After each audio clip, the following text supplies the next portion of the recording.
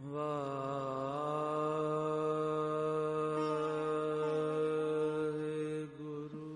ਸਤਿਨਾਮ। ਵਾਹਿਗੁਰੂ ਸਾਹਿਬ JIO. ਸਤਿਗੁਰ ਨਾਨਕ ਪ੍ਰਗਟਿਆ, ਮਿਟੀ ਧੁੰਦ ਜਗ ਚਾਨਣ ਹੋਆ।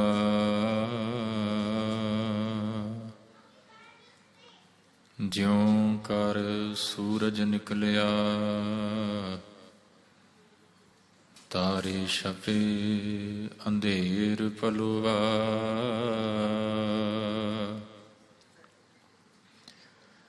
ਗਿਆਨ ਧਿਆਨ ਕਿਛ ਕਰਮ ਨਾ ਜਾਣਾ, ਸਾਰ ਨਾ ਜਾਣਾ ਤੇਰੀ। ਸਭ ਤੇ ਵੱਡਾ ਸਤਿਗੁਰ ਨਾਨਕ, ਜਿਨ ਕਲ ਰਾਖੀ ਮੇਰੀ। ਸਭ ਤੇ ਵੱਡਾ ਸਤਿਗੁਰ ਨਾਨਕ, ਜਿਨ ਕਲ ਰਾਖੀ ਮੇਰੀ।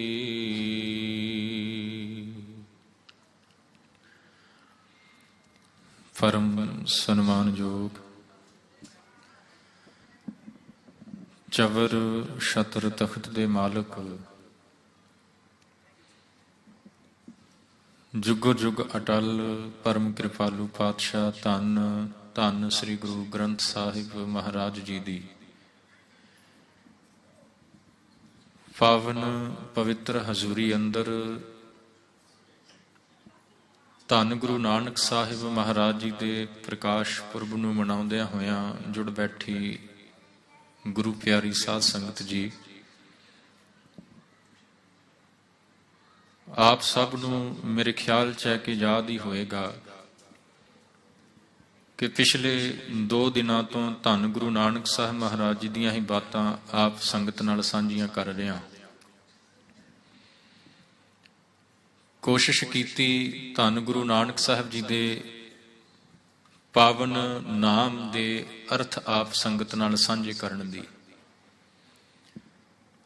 ਪਹਿਲੇ ਜਿਹੜੇ 2 ਅੱਖਰ ਨੇ, ਨੰਨਾ ਨਾਲ ਮਾਤਰਾ ਹੈ ਕੰਨਾ ਤੇ ਦੂਜਾ ਨੰਨਾ, ਇਹਨਾਂ ਦੋਨਾਂ ਅੱਖਰਾਂ ਦੇ ਅਰਥ ਜਿਹੜੇ ਨੇ ਆਪ ਸੰਗਤ ਨਾਲ ਵਿਚਾਰ ਚੁੱਕਾ। ਲੜੀ ਜੋੜਨ ਦੇ ਲਈ ਮੈਂ ਥੋੜਾ ਜਿਹਾ ਬੇਨਤੀ ਕਰਦਿਆਂ, ਭਾਈ ਨੰਦ ਲਾਲ ਜੀ ਕਹਿੰਦੇ ਨੇ, ਕਹਿੰਦੇ ਹਰ ਦੋ ਨੂਨੇ ਨਾਮੇ ਪਾਕਿਸ਼, ਨਾਈਮੋ ਨਸੀਰ, ਅਲਫ ਮਿਆਨਾ ਅਹਦ, ਕਾਫੇ ਆਖਰੀ ਕਬੀਰ। ਭਾਈ ਨੰਦ ਲਾਲ ਜੀ ਕਹਿੰਦੇ ਜਿਹੜਾ ਗੁਰੂ ਨਾਨਕ ਸਾਹਿਬ ਮਹਾਰਾਜ ਜੀ ਦਾ ਪਹਿਲਾ ਨੰਨਾ ਹੈ ਨਾ, ਨਾਮ ਦਾ ਪਹਿਲਾ ਅੱਖਰ ਹੈ ਜਿਹੜਾ, ਉਹ ਅਰਥ ਕਰਦਾ ਪਿਆ ਹੈ ਨਾਈਮੋ। ਨਾਈਮੋ ਦਾ ਮਤਲਬ ਹੈ ਨਿਆਮਤ ਵੰਡਣ ਵਾਲਾ, ਬਖਸ਼ਿਸ਼ਾਂ ਕਰਨ ਵਾਲਾ। ਜਿਹੜੀ ਨਾਲ ਮਾਤਰਾ ਲੱਗੀ ਹੋਈ ਹੈ ਕੰਨਾ, ਇਹਦਾ ਅਰਥ ਹੈ ਇੱਕ ਪਰਮਾਤਮਾ ਦੇ ਵਿੱਚ ਵਿਸ਼ਵਾਸ ਰੱਖਣ ਵਾਲਾ। ਤੇ ਜਿਹੜਾ ਦੂਸਰਾ ਨੰਨਾ ਹੈ, ਉਹਦਾ ਮਤਲਬ ਹੈ ਮਦਦਗਾਰ, ਹੈਲਪ ਕਰਨ ਵਾਲਾ। ਜੇ ਕੋਈ ਪ੍ਰੋਬਲਮ ਦੇ ਵਿੱਚ, ਮੁਸੀਬਤ ਦੇ ਵਿੱਚ ਫਸ ਗਿਆ, ਉੱਥੇ ਪਹੁੰਚ ਕੇ ਗੁਰੂ ਨਾਨਕ ਉਹਦੀ ਮਦਦ ਕਰਦੇ ਨੇ। ਤੇ ਸਾਧ ਸੰਗਤ ਤੀਜਾ ਅੱਖਰ ਕੱਕਾ ਹੈ। ਇਸ ਕੱਕੇ ਅੱਖਰ ਰਾਹੀਂ ਭਾਈ ਨੰਦ ਲਾਲ ਜੀ ਕੀ ਸਾਡੀ ਝੋਲੀ ਦੇ ਵਿੱਚ ਉਪਦੇਸ਼ ਪਾਉਂਦੇ ਨੇ, ਕੀ ਸਮਝਾ ਰਹੇ ਨੇ ਕਿ ਗੁਰੂ ਨਾਨਕ ਸਾਹਿਬ ਮਹਾਰਾਜ ਜੀ ਦੇ ਨਾਮ ਦਾ ਇਹ ਅਖੀਰਲਾ ਕਾਫੇ ਆਖਰੀ ਕਬੀਰ ਜਿਹੜਾ ਕੱਕਾ ਅੱਖਰ ਹੈ, ਇਹ ਕੀ ਨਿਆਮਤਾਂ ਵੰਡ ਰਿਹਾ ਹੈ। ਜੇ ਇਸ ਕੱਕੇ ਅੱਖਰ ਨੂੰ ਸਮਝ ਲਈਏ ਤੇ ਗੁਰੂ ਨਾਨਕ ਸਾਡੇ ਉੱਤੇ ਕੈਸੀਆਂ ਰਹਿਮਤਾਂ ਕਰਨਗੇ, ਇਹ ਆਪ ਸੰਗਤ ਨਾਲ ਵਿਚਾਰ ਸਾਂਝੇ ਕਰਨੇ ਨੇ। ਸੋ ਆਓ ਵਿਚਾਰਾਂ ਦੀ ਆਰੰਭਤਾ ਤੋਂ ਪਹਿਲਾਂ ਸਾਹਿਬਾਂ ਦੇ ਪਾਵਨ ਚਰਨਾਂ 'ਚ ਝੁਕਾਈਏ ਸੀਸ। ਦਸਮ ਪਾਤਸ਼ਾਹ ਜੀ ਵੱਲੋਂ ਬਖਸ਼ਿਸ਼ ਕੀਤੀ ਫਤਿਹ ਦੀ ਸਾਂਝ ਪਾਈਏ। ਸਾਰੇ ਪਿਆਰ ਸਤਿਕਾਰ ਨਾਲ ਬੁਲਾਓ ਜੀ। ਵਾਹਿਗੁਰੂ ਜੀ ਕਾ ਖਾਲਸਾ, ਵਾਹਿਗੁਰੂ ਜੀ ਕੀ ਫਤਿਹ। ਸਾਧ ਸੰਗਤ, ਭਾਈ ਨੰਦ ਲਾਲ ਜੀ ਕਹਿੰਦੇ ਗੁਰੂ ਨਾਨਕ ਸਾਹਿਬ ਜੀ ਦੇ ਨਾਮ ਦਾ ਜਿਹੜਾ ਕੱਕਾ ਅੱਖਰ ਹੈ ਨਾ, ਅਖੀਰਲਾ, ਇਹ ਕਹਿ ਰਿਹਾ ਹੈ ਜੀ ਕਾਫੇ ਆਖਰੀ ਕਬੀਰ। ਫਾਰਸੀ ਦੇ ਵਿੱਚ ਕਾਫ, ਆਪਾਂ ਪੰਜਾਬੀ ਚ ਗੁਰਮੁਖੀ ਚ ਕੱਕਾ ਬੋਲਦੇ ਆ, ਤੇ ਫਾਰਸੀ ਦੇ ਵਿੱਚ ਕਾਫ ਕਹਿੰਦੇ ਨੇ। ਕਹਿੰਦੇ ਕਾਫੇ ਆਖਰੀ ਕਬੀਰ, ਜਿਹੜਾ ਆਖਰੀ ਕੱਕਾ ਅੱਖਰ ਹੈ ਇਹਦਾ ਮਤਲਬ ਹੈ ਕਬੀਰ। ਹੁਣ ਜਦੋਂ ਇਹ ਕਬੀਰ ਲਫ਼ਜ਼ ਮੈਂ ਬੋਲਿਆ ਤੇ ਇਹ ਨਾ ਸੋਚਿਓ ਕਿ ਭਗਤ ਕਬੀਰ ਜੀ, ਨਹੀਂ। ਕਬੀਰ ਦਾ ਜਿਹੜਾ ਵਰਡ ਮੀਨਿੰਗ ਹੈ, ਸ਼ਬਦੀ ਅਰਥ ਹੈ, ਉਹ ਹੈ ਵੱਡਾ। ਕਬੀਰ ਲਫ਼ਜ਼ ਦਾ ਜਿਹੜਾ ਸ਼ਬਦੀ ਅਰਥ ਹੈ ਉਹ ਹੈ ਵੱਡਾ। ਤੇ ਭਾਈ ਨੰਦ ਲਾਲ ਜੀ ਕਹਿੰਦੇ ਗੁਰੂ ਨਾਨਕ ਸਾਹਿਬ ਮਹਾਰਾਜ ਬਹੁਤ ਵੱਡੇ ਨੇ। ਕਿਤਨੇ ਕੁ ਵੱਡੇ ਨੇ, ਬਾਣੀ ਚੋਂ ਦਰਸ਼ਨ ਕਰੋ। ਸਤਿਗੁਰੂ ਜੀ ਕੀ ਕਹਿੰਦੇ?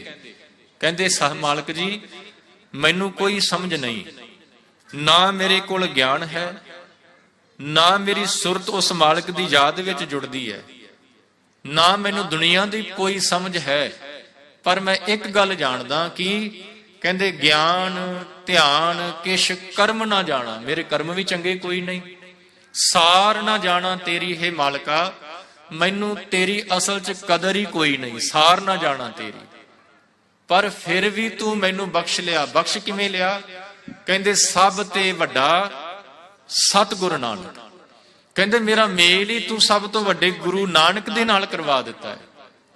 ਭਾਈ ਨੰਦ ਲਾਲ ਜੀ ਕਹਿੰਦੇ ਗੁਰੂ ਨਾਨਕ ਸਾਹਿਬ ਬਹੁਤ ਵੱਡੇ ਨੇ, ਤੇ ਸਤਿਗੁਰੂ ਜੀ ਇੱਥੇ ਕਹਿੰਦੇ ਮੇਰੇ ਕੋਲ ਗਿਆਨ ਕੋਈ ਨਹੀਂ, ਮੇਰੀ ਸੁਰਤ ਤੁਹਾਡੀ ਯਾਦ ਵਿੱਚ ਜੁੜੀ ਕਦੇ ਨਹੀਂ, ਨਾ ਮੇਰੇ ਕਰਮ ਚੰਗੇ, ਨਾ ਮੈਨੂੰ ਦੁਨੀਆਦਾਰੀ ਦੀ ਕੋਈ ਸਮਝ, ਪਰ ਇਹਦੇ ਬਾਵਜੂਦ ਵੀ ਮੇਰੀ ਪੱਤ ਤੂੰ ਢੱਕ ਲਈ। ਕਿਉਂ?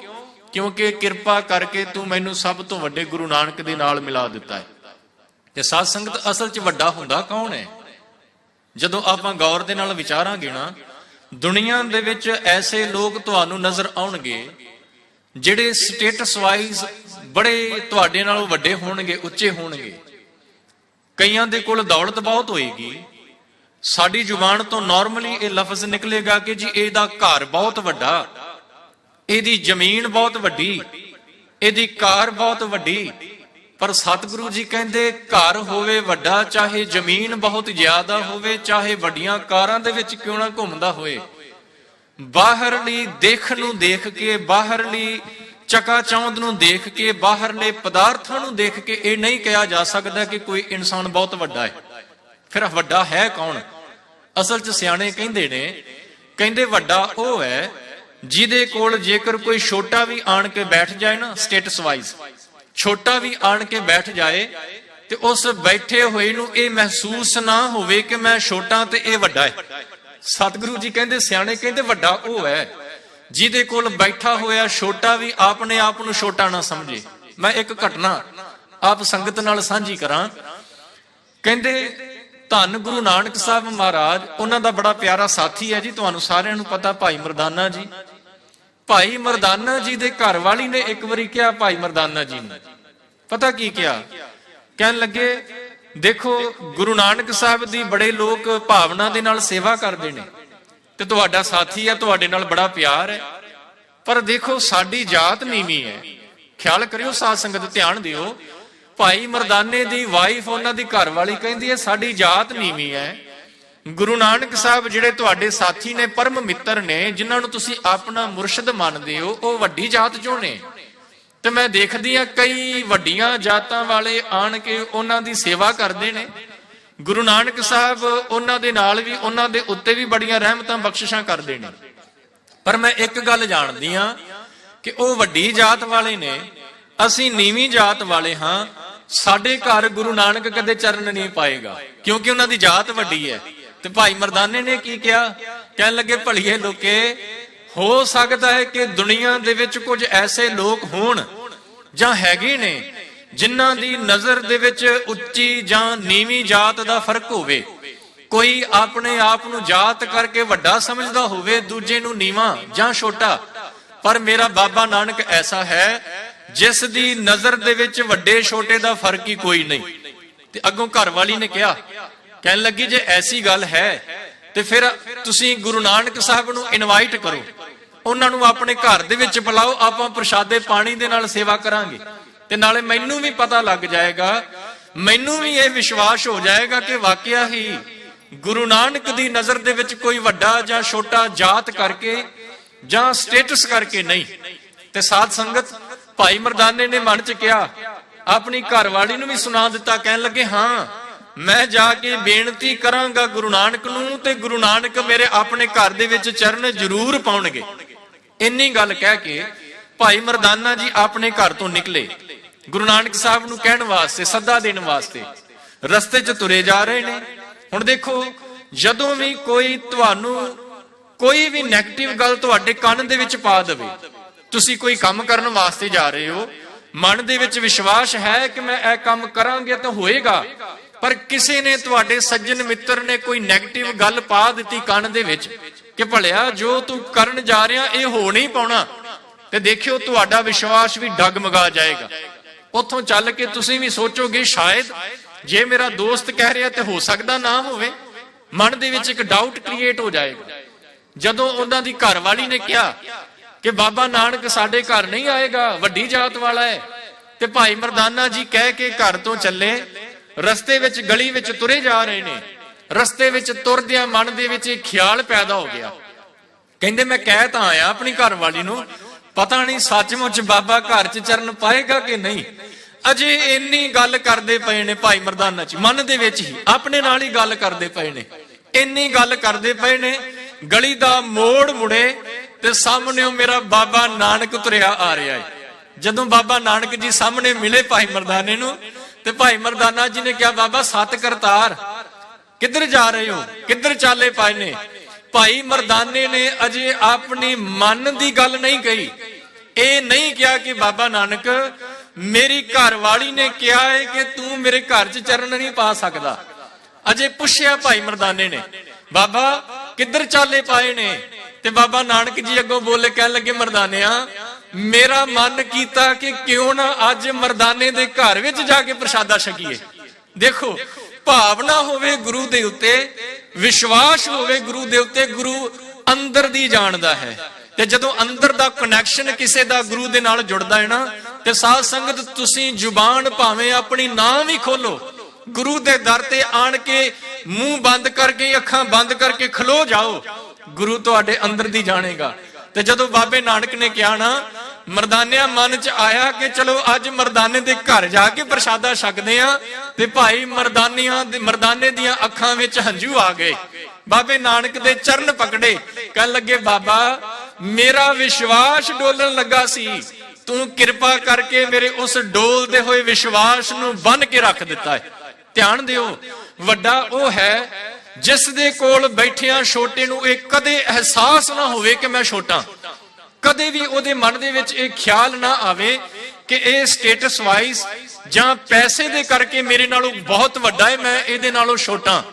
ਵੈਸੇ ਕਬੀਰ ਸਾਹਿਬ ਨੇ ਬਾਣੀ ਦੇ ਵਿੱਚ ਇੱਕ ਗੱਲ ਕਹੀ ਹੈ, ਕਹਿੰਦੇ ਦੁਨੀਆ ਦੇ ਵਿੱਚ ਧਨਵਾਨ ਜਿਹਦੇ ਕੋਲ ਦੌਲਤ ਹੈ ਉਹਨੂੰ ਵੱਡਾ ਕਿਹਾ ਜਾਂਦਾ ਹੈ, ਪਰ ਅਸਲ ਦੇ ਵਿੱਚ ਕਹੋ ਕਬੀਰ ਨਿਰਧਨ ਹੈ ਸੋਏ ਜਾ ਕੇ ਹਿਰਦੈ ਨਾਮ ਨਾ ਹੋਏ। ਕਹਿੰਦੇ ਨਿਰਧਨ ਇਨਸਾਨ ਉਹ ਹੈ ਜਿਹਦੇ ਕੋਲ ਦੌਲਤ ਤਾਂ ਬੇਸ਼ੁਮਾਰ ਹੋਵੇ, ਪਰ ਅੰਦਰ ਪ੍ਰਮਾਤਮਾ ਦੇ ਨਾਮ ਦੇ ਨਾਲ ਨਾ ਜੁੜਿਆ ਹੋਵੇ। ਜਿਹਦਾ ਮਨ ਜੁੜ ਗਿਆ, ਦੁਨਿਆਵੀ ਤੌਰ ਤੇ ਉਹਦੇ ਕੋਲ ਦੌਲਤ ਹੈ ਚਾਹੇ ਨਹੀਂ ਹੈ, ਉਹ ਅਲੱਗ ਗੱਲ ਹੈ, ਪਰ ਅਸਲ ਦੇ ਵਿੱਚ ਕਬੀਰ ਸਾਹਿਬ ਕਹਿੰਦੇ ਉਹ ਦੁਨੀਆ ਦਾ ਸਭ ਤੋਂ ਅਮੀਰ ਆਦਮੀ ਹੋਏਗਾ। ਧੰਨ ਗੁਰੂ ਅਮਰਦਾਸ ਮਹਾਰਾਜ ਜੀ ਨੇ ਵੀ ਕਿਹਾ, ਕਹਿੰਦੇ ਧਨਵੰਤ ਉਹ ਨੇ, ਧਨਵਾਨ ਰਿਚਮੈਨ ਉਹ ਨੇ ਜਿਨ੍ਹਾਂ ਦਾ ਮਨ ਉਸ ਮਾਲਕ ਦੇ ਨਾਲ ਜੁੜ ਚੁੱਕਾ ਹੈ। ਤੇ ਸਾਧ ਸੰਗਤ ਖਿਆਲ ਕਰਿਓ, ਭਾਈ ਮਰਦਾਨੇ ਦੇ ਵਿਸ਼ਵਾਸ ਨੂੰ ਬੰਨਿਆ ਗੁਰੂ ਨਾਨਕ ਸਾਹਿਬ ਨੇ ਉਹਦੇ ਘਰ ਦੇ ਵਿੱਚ ਚਰਨ ਪਾ ਕੇ।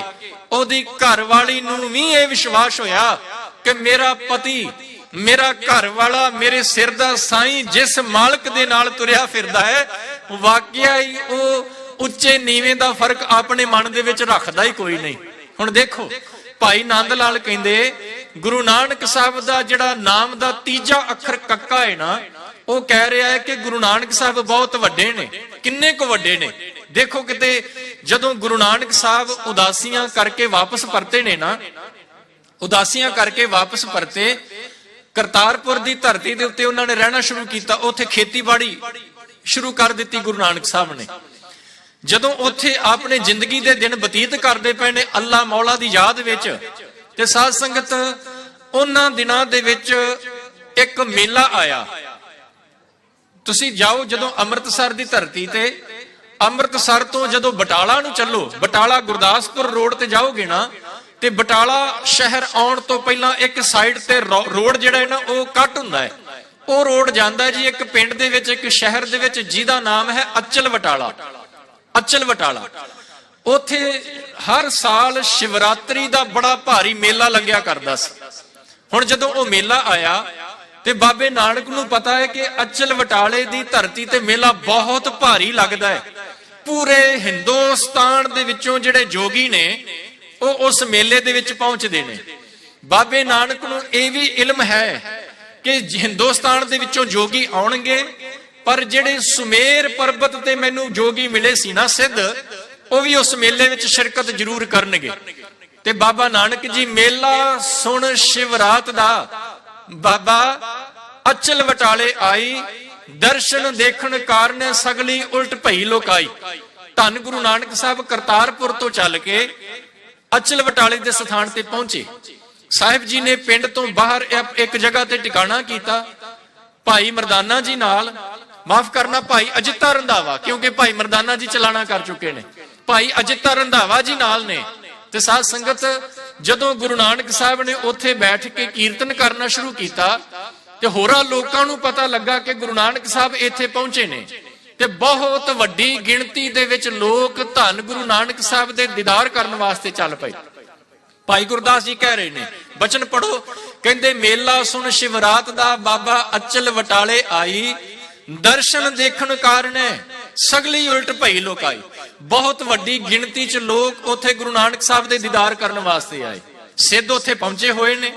ਜਦੋਂ ਸਿੱਧਾਂ ਨੂੰ ਪਤਾ ਲੱਗਾ ਕਿ ਗੁਰੂ ਨਾਨਕ ਇੱਥੇ ਪਹੁੰਚ ਚੁੱਕਾ ਹੈ ਤੇ ਵੱਡੀ ਗਿਣਤੀ ਦੇ ਵਿੱਚ ਲੋਕ ਉਹਦੇ ਵੱਲ ਜਾ ਰਹੇ ਨੇ, ਤੇ ਮਨ ਦੇ ਵਿੱਚ ਸਿੱਧਾਂ ਦੇ ਇੱਕ ਈਰਖਾ ਪੈਦਾ ਹੋਈ। ਇੱਕ ਈਰਖਾ ਉਹਨਾਂ ਦੇ ਮਨ ਦੇ ਵਿੱਚ ਪੈਦਾ ਹੋਈ ਕਿ ਅਸੀਂ ਸਿੱਧ ਲੋਕ ਤੇ ਸਾਨੂੰ ਛੱਡ ਕੇ ਲੋਕ ਜਿਹੜੇ ਨੇ ਉਹ ਗੁਰੂ ਨਾਨਕ ਨੂੰ ਮਿਲਣ ਵਾਸਤੇ ਜਾ ਰਹੇ ਨੇ। ਸਾਧ ਸੰਗਤ ਮੈਂ ਫਿਰ ਬੇਨਤੀ ਕਰਾਂ, ਉਹ ਕੱਕਾ ਅੱਖਰ ਦਿਮਾਗ ਦੇ ਵਿੱਚ ਜ਼ਰੂਰ ਰੱਖਿਓ। ਭਾਈ ਨੰਦ ਲਾਲ ਕਹਿੰਦੇ ਗੁਰੂ ਨਾਨਕ ਬਹੁਤ ਵੱਡਾ ਹੈ। ਇਹ ਸਿੱਧ ਕਹਿੰਦੇ ਅਸੀਂ ਰਿੱਧੀਆਂ ਸਿੱਧੀਆਂ ਦੇ ਮਾਲਕ ਤੇ ਗੁਰੂ ਨਾਨਕ ਨੂੰ ਦੇਖਣ ਵਾਸਤੇ ਸਾਰੇ ਲੋਕ ਤੁਰੇ ਜਾ ਰਹੇ ਨੇ। ਹੁਣ ਸਿੱਧਾਂ ਨੇ ਕੀ ਕੀਤਾ, ਉਥੇ ਨਾ ਕੁਝ ਐਸੇ ਲੋਕ ਸੀ ਮੇਲੇ ਦੇ ਵਿੱਚ ਜਿਹੜੇ ਡਰਾਮਾ ਕਰਦੇ ਪਏ ਸੀ। ਉਹਨੂੰ ਆਮ ਸ਼ਬਦਾਵਲੀ ਚ ਕਹਿੰਦੇ ਨੇ ਰਾਸ ਪਾਉਣੀ, ਰਾਸਾਂ ਪਾਉਂਦੇ ਪਏ ਸੀ। ਜਿਵੇਂ ਸਪੋਜ਼ ਕਰ ਲਓ ਕਿ ਕੋਈ ਕਿਸੇ ਨੇ ਕ੍ਰਿਸ਼ਨ ਦਾ ਰੂਪ ਧਾਰਨ ਕਰ ਲਿਆ, ਕੁਝ ਗੋਪੀਆਂ ਬਣ ਗਏ ਤੇ ਉਹ ਇੱਕ ਡਰਾਮਾ ਕਰਨ ਲੱਗ ਪਏ। ਐਗਜ਼ਾਮਪਲ ਦੇ ਤੌਰ ਤੇ ਜਿਵੇਂ ਦੁਸ਼ਹਿਰਾ ਆਉਂਦਾ ਹੈ, ਦੁਸ਼ਹਿਰੇ ਤੋਂ ਪਹਿਲਾਂ ਪਿੰਡਾਂ ਦੇ ਵਿੱਚ ਰਾਮਲੀਲਾ ਸਟਾਰਟ ਹੋ ਜਾਂਦੀ ਹੈ। ਰਾਮਲੀਲਾ ਦੇ ਵਿੱਚ ਸਾਰੇ ਉਸ ਦ੍ਰਿਸ਼ ਨੂੰ ਦਿਖਾਇਆ ਜਾਂਦਾ ਹੈ, ਕਿਵੇਂ ਰਾਵਣ ਸੀਤਾ ਜੀ ਨੂੰ ਉਠਾ ਕੇ ਲੈ ਕੇ ਜਾਂਦਾ ਹੈ, ਕਿਵੇਂ ਰਾਮ ਜੀ ਵਾਪਸ ਲੈ ਕੇ ਆਉਂਦੇ ਨੇ, ਸਾਰਾ ਦ੍ਰਿਸ਼ ਉਹਦੇ ਵਿੱਚ ਪੇਸ਼ ਕੀਤਾ ਜਾਂਦਾ ਹੈ। ਉਹਨੂੰ ਕਹਿੰਦੇ ਨੇ ਰਾਸ ਪਾਉਣੀ। ਤੇ ਇਸ ਅਚਲ ਬਟਾਲੇ ਦੇ ਸਥਾਨ ਤੇ ਕੁਝ ਲੋਕ ਰਾਸਾਂ ਪਾਉਂਦੇ ਪਏ ਨੇ, ਤੇ ਉਹਨਾਂ ਨੇ ਉਹ ਜਿਹੜੇ ਡਰਾਮਾ ਕਰ ਰਹੇ ਨੇ ਰਾਸਾਂ ਪਾਉਂਦੇ ਪਏ ਨੇ, ਇੱਕ ਛੋਟਾ ਜਿਹਾ ਲੋਟਾ ਆਪਾਂ ਕਹਿ ਲਈਏ ਪੈਸੇ ਪਾਉਣ ਵਾਸਤੇ ਉੱਥੇ ਰੱਖਿਆ ਹੋਇਆ ਉਹਨਾਂ ਨੇ।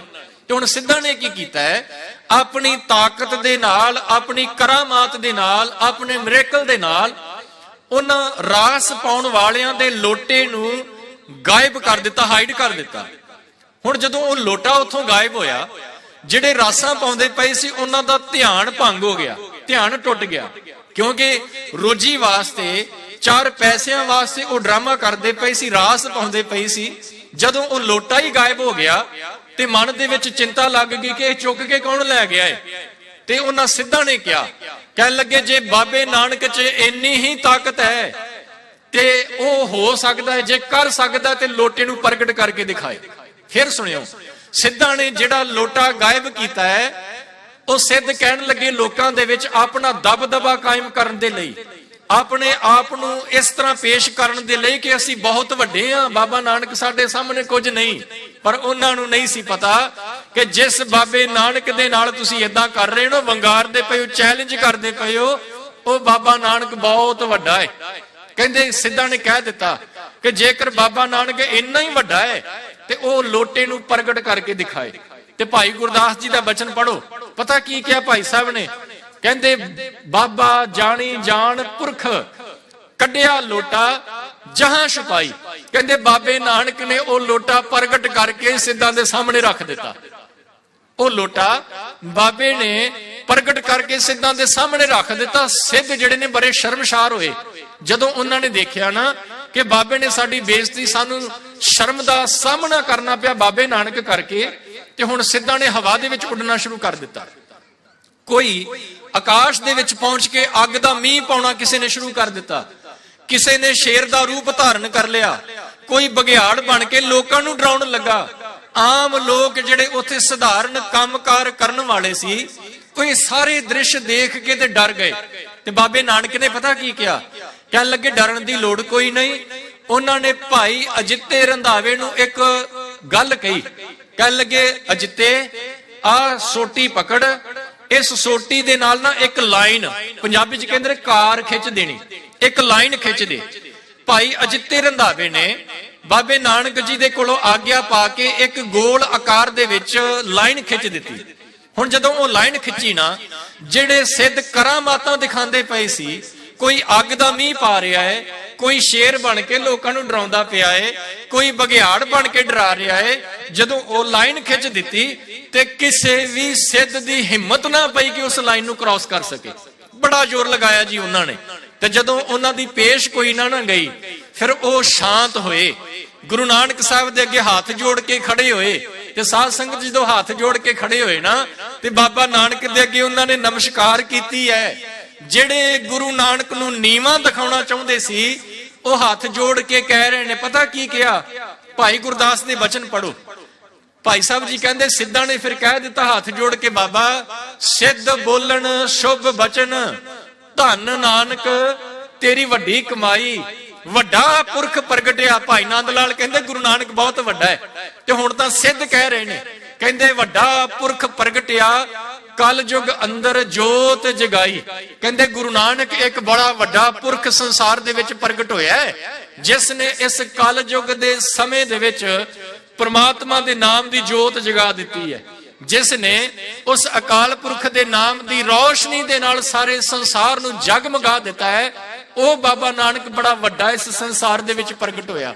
ਤੇ ਸਾਧ ਸੰਗਤ ਖਿਆਲ ਕਰਿਓ, ਭਾਈ ਗੁਰਦਾਸ ਜੀ ਦਾ ਕਹਿਣਾ ਹੈ, ਕਹਿੰਦੇ ਦੁਨੀਆ ਦੇ ਵਿੱਚ ਅਨੇਕਾਂ ਪੀਰ ਪੈਗੰਬਰ ਵਲੀ ਆਏ, ਪਰ ਕਿਸੇ ਨੂੰ ਉਹ ਖਿਤਾਬ ਨਹੀਂ ਮਿਲਿਆ ਜਿਹੜਾ ਗੁਰੂ ਨਾਨਕ ਨੂੰ ਮਿਲਿਆ ਹੈ। ਕੀ ਖਿਤਾਬ ਮਿਲਿਆ ਹੈ ਜੀ? ਭਾਈ ਸਾਹਿਬ ਜੀ ਦੇ ਆਪਣੇ ਬਚਨ ਨੇ। ਕਹਿਣ ਲੱਗੇ ਦੁਨੀਆ ਦਾ ਹਰ ਇੱਕ ਇਨਸਾਨ ਬਾਬੇ ਨਾਨਕ ਨੂੰ ਕਹਿੰਦਾ ਹੈ। ਕੀ ਕਹਿੰਦਾ ਹੈ? ਕਹਿੰਦੇ ਜਾਹਰ ਪੀਰ ਜਗਤ ਗੁਰ ਬਾਬਾ। ਜਗਤ ਗੁਰ ਬਾਬਾ, ਜਗਤ ਗੁਰ ਬਾਬਾ ਦਾ ਭਾਵ ਕੀ ਹੈ? ਸਾਰੇ ਸੰਸਾਰ ਦਾ ਬਾਬਾ, ਕਿਸੇ ਇੱਕ ਕੌਮ ਦਾ ਨਹੀਂ, ਕਿਸੇ ਇੱਕ ਪਿੰਡ ਦਾ, ਇੱਕ ਦੇਸ਼ ਦਾ ਨਹੀਂ। ਭਾਈ ਗੁਰਦਾਸ ਜੀ ਕਹਿੰਦੇ ਸਾਰੇ ਸੰਸਾਰ ਦਾ ਬਾਬਾ ਹੈ। ਤੇ ਇਹ ਖਿਤਾਬ ਕੇਵਲ ਬਾਬੇ ਨਾਨਕ ਨੂੰ ਮਿਲਿਆ। ਇਸੇ ਕਰਕੇ ਭਾਈ ਨੰਦ ਲਾਲ ਨੇ ਕਿਹਾ, ਧੰਨ ਗੁਰੂ ਨਾਨਕ ਸਾਹਿਬ ਸੱਚੇ ਪਾਤਸ਼ਾਹ, ਤੁਸੀਂ ਬਹੁਤ ਵੱਡੇ ਹੋ। ਤੇ ਕਿਸੇ ਸ਼ਾਇਰ ਨੇ ਬੜੀ ਪਿਆਰੀ ਗੱਲ ਕਹੀ, ਕਹਿੰਦਾ यूं तो और भी हो गुजरे हैं वली अल्लाह बहुत अच्छे, मगर है नानक की बुलंदी का मुकाम कुछ और। कहते गुरु नानक ਦਾ ਜਿਹੜਾ ਸਟੇਟਸ ਹੈ ਨਾ, ਉਹਦੀ ਬਰਾਬਰੀ ਕੋਈ ਨਹੀਂ। ਤੇ ਕਿਸੇ ਨੇ ਬੜਾ ਖੂਬਸੂਰਤ ਲਿਖਿਆ, ਕਹਿੰਦੇ ਹੋਤਾ है कोहों दश्त में पैदा कभी कभी।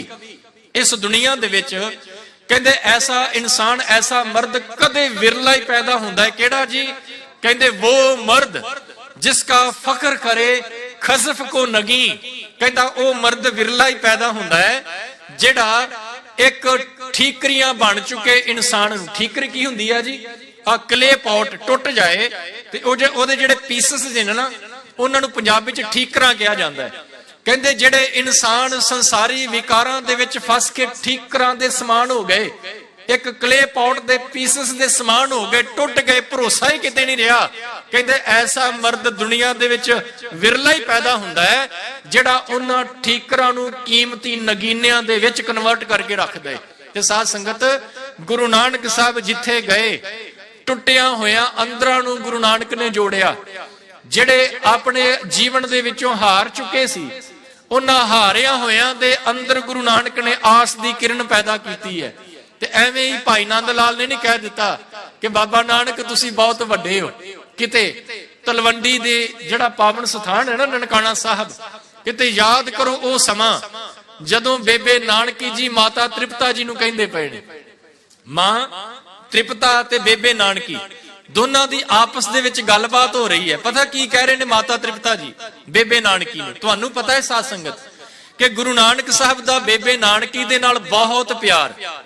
5 ਸਾਲ ਉਮਰ ਦੇ ਵਿੱਚ 5 ਸਾਲ ਬੇਬੇ ਨਾਨਕੀ ਜੀ ਵੱਡੇ ਨੇ ਗੁਰੂ ਨਾਨਕ ਸਾਹਿਬ ਨਾਲੋਂ। ਬੜਾ ਪਿਆਰ ਹੈ ਗੁਰੂ ਨਾਨਕ ਸਾਹਿਬ ਦੇ ਨਾਲ।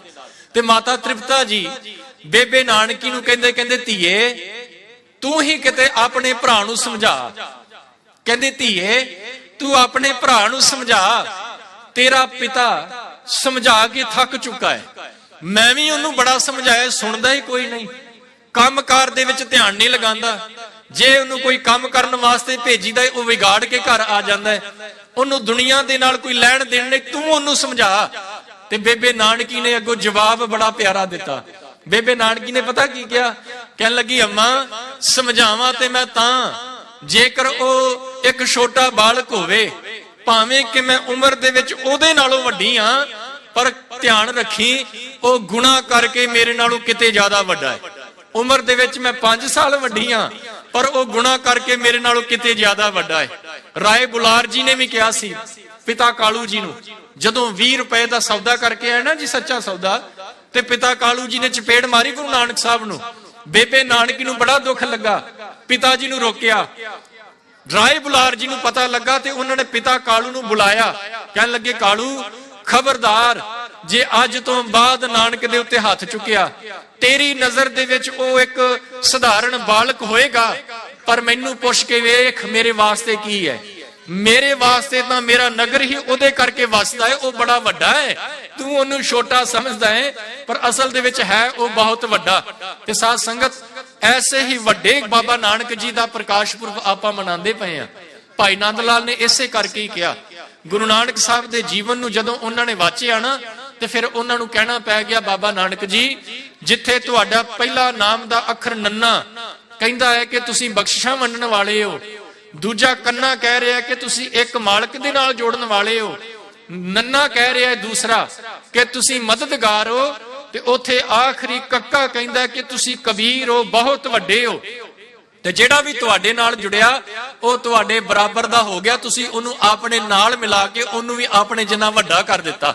ਤੇ ਸਾਧ ਸੰਗਤ ਆਓ, ਜੇਕਰ ਆਪਣੇ ਮਨ ਦੇ ਵਿੱਚ ਖਵਾਹਿਸ਼ ਹੈ ਨਾ ਕਿ ਮੈਂ ਬਾਬੇ ਨਾਨਕ ਨੂੰ ਮਿਲਾਂ, ਤੇ ਸਾਧ ਸੰਗਤ ਫਿਰ ਬਾਬੇ ਨਾਨਕ ਦੀਆਂ ਜਿਹੜੀਆਂ ਗੱਲਾਂ ਨੇ, ਜਿਹੜੇ ਉਪਦੇਸ਼ ਨੇ ਨਾ, ਉਹਨਾਂ ਨੂੰ ਆਪਣੇ ਜੀਵਨ ਦਾ ਆਧਾਰ ਬਣਾ ਲਈਏ।